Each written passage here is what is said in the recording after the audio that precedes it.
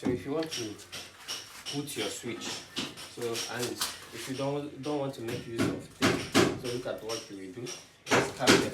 1, 2, 3, 4, 5, 6. So the seventh one, then you put your switch.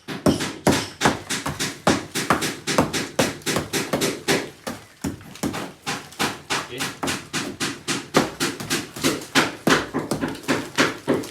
So this is how to put the switch.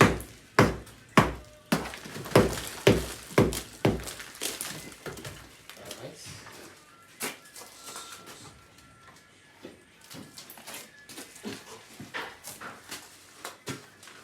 So we have restroom here, toilet.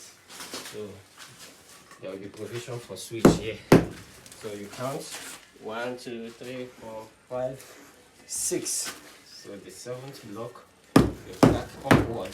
That's the position for switch.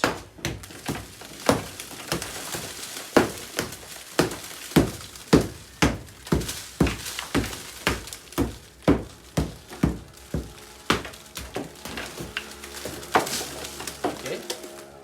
So this is provision for switch. Now here is the sitting room. So this sitting room